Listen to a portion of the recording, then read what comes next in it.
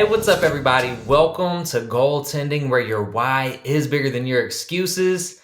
Today, we're diving into step 4 of the 5-step process to goaltending. And before we get into it, I want to thank you for tuning in, allowing me to be a part of your journey. The only ask is that you like, subscribe, and comment with your thoughts and questions to join the conversation.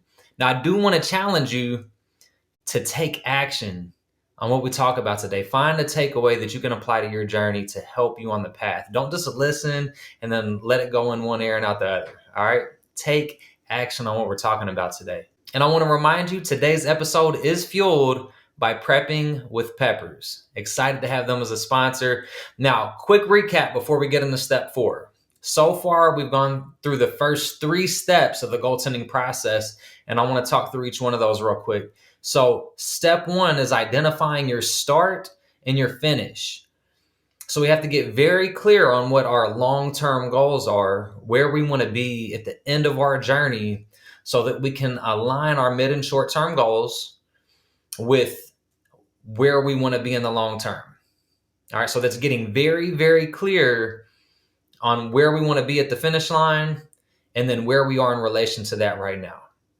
Then step 2, identify what you have. So that's looking at your toolkit. That's looking at the things that you have right now that you're going to be able to use to help you in your journey. So that's knowledge, skills, and resources that you have right now. Step 3 is make a plan for progress. So that's where the actual planning starts to come into play, where you're actually looking at obstacles you expect to face in the journey, and then how you can use those tools that you identified in step 2, your knowledge, skills, and resources, to overcome obstacles that you will face along the journey. And now we're at step 4. So I want to break step 4 down into 3 different parts.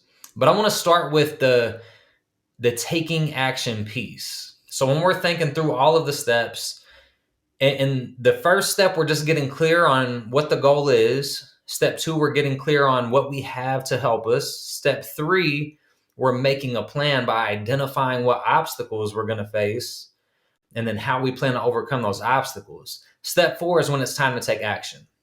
All right, we have our plan in place at this point. We know what to expect. Now it's time to start taking action. So the first of the 3 pieces of step 4 is, what are the daily actions that we're going to start taking to knock this plan out so that we can actually reach our goal? So I want to break it down to just figuring out, what are the actions I need to take tomorrow? Before you go to bed each night, you can keep a notepad by your bed. You can use the notes in your phone. You can use whatever is the most useful resource to you, but you should go to bed at night knowing what daily actions you need to take the next day for it to be a success. And now, where you should be prioritizing multiple things in life, like whether you have family that you need to worry about, a relationship, kids, family, work, there's competing priorities. So it's your job to prioritize what you're doing that day. But every single day, you should be taking some kind of action towards your goal. Some days it may be 5-10 minutes. Some days you may be able to put a half hour to an hour toward it. And some days you may have even a little bit more time than that, depending on what you have going on. So you have to prioritize based on what other things you have going on in your life. But as you think about the next day, the question should be, what do I need to take action on? What do I need to accomplish for that day to be a success? It doesn't have to be making huge strides. It's about a compound effort. So as long as I take small actions daily, it will compound and add up over time. So figure out, before you go to bed at night, what are the actions I need to take tomorrow? Now, when you get up in the morning, you already know what the plan is. You don't have to hit the snooze button in the morning, because you know what the things are you need to accomplish first thing. Like, you set your alarm to when I need to get up to start taking the actions I need to take, and you stick to it. Health, fitness, fat loss, sleep, all goals that are impacted by the fuel you put into your body.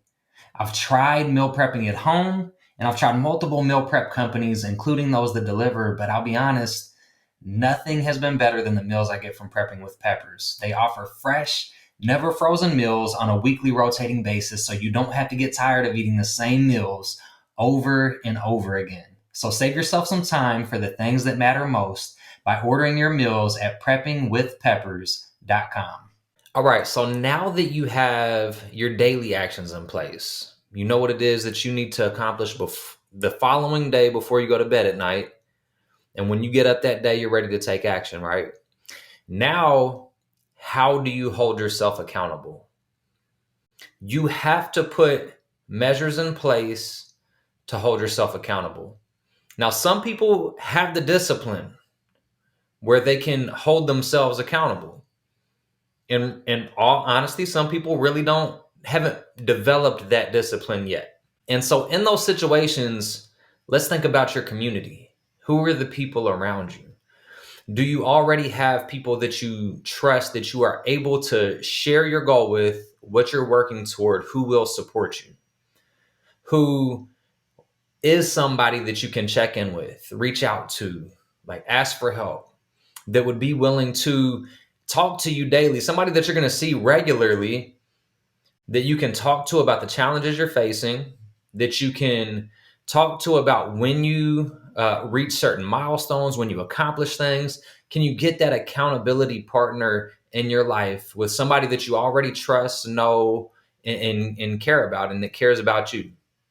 That's one way, finding that accountability partner. If you don't already have somebody in your life like that, the next step would be to find how you can connect to somebody who, has some type of common goal, is on a similar journey. And there's always ways to find that through networking groups, through social media groups, through talking with people that you work with already. And so by sharing your goal, putting it out there, you can find people who may be connected to that type of goal in some way. And then it's just about asking, would you be willing to be an accountability partner? Would you be willing to work together to help motivate and push each other? So that's another way. But if you don't have the discipline to do it yourself, an accountability partner is key. Like another option for that is getting coaches. It might cost, but with a coach, you're going to get not only reliable accountability, but you're also going to get somebody with expertise, background knowledge, and whatever it is you're pursuing that's going to help ask the right questions to continue to push you forward, that's going to be able to provide the right advice, and that's going to be able to draw out that best effort within you because they have the experience to do that. So that's the next level up. If you're ready for a coach, that's a good way to go as well to help with accountability. So there's a lot of ways to approach it.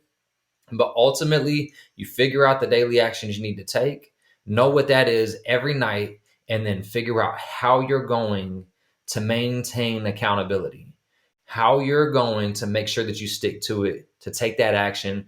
And now the third piece to step 4 is maintaining motivation along the journey. And the way that you do that is through visualization. And there's multiple ways to do that. You can actually do active visualization where you close your eyes, you picture, what it'll feel like when you accomplish your goal. I've talked about that in the past in step 1 when you're figuring out your why and what's going to motivate you along the journey. So active visualization of seeing what it will feel like when you accomplish your goal, that's one way to help maintain motivation. But when it comes to those daily actions, another good thing is to have something that you're going to see every single day to remind you of the actions that you need to take. That's going to help with that accountability for yourself or with an accountability partner. You can have some kind of elaborate agenda that lists out your action items that you're going to look at every day.